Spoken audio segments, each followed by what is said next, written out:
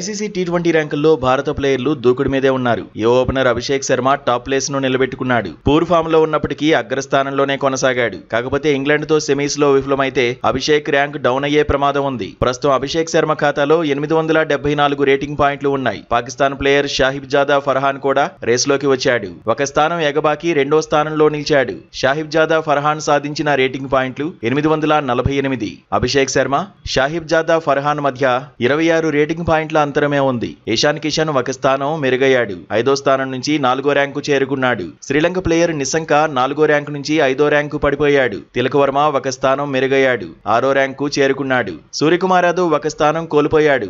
7వ ర్యాంకు పడిపోయాడు. Dewald Brevis 8వ ర్యాంకులో, బట్లర్ 9వ ర్యాంకులో,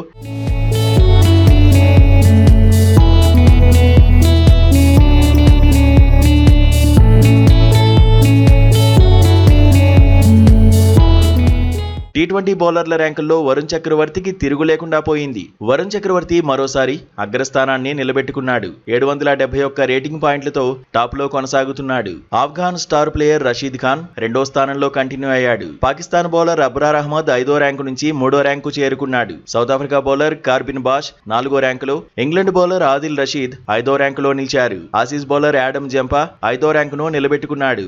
జస్ప్రీత్ బుమ్రా ఒక స్థానం మెరుగయ్యాడు. 8వ ర్యాంకు నుంచి 7వ ర్యాంకు చేరుకున్నాడు. టాప్ 10 లో భారత్ నుంచి ఇద్దరే ఉన్నారు. హర్షదీప్ సింగ్ 6 స్థానాలు మెరుగయ్యాడు. 19 నుంచి 13వ స్థానానికి చేరుకున్నాడు. ఆల్రౌండర్ల జాబితాలో జింబాబ్వే కెప్టెన్ సికిందర్ రాజా అగ్రస్థానాన్ని నిలబెట్టుకున్నాడు. భారత్ నుంచి హార్దిక్ పాండ్యా 2వ స్థానంలో నిలిచాడు. 3వ స్థానం నుంచి టాప్ 2 లోకి హార్దిక్ ఎంట్రీ ఇచ్చాడు. శివం దుబే 2 స్థానాలు కోల్పోయాడు. 9వ ర్యాంక్ తో సరిపెట్టుకున్నాడు. అక్షర్ 20వ ర్యాంకులో, అభిషేక్ 30వ ర్యాంకుల్లో నిలిచారు.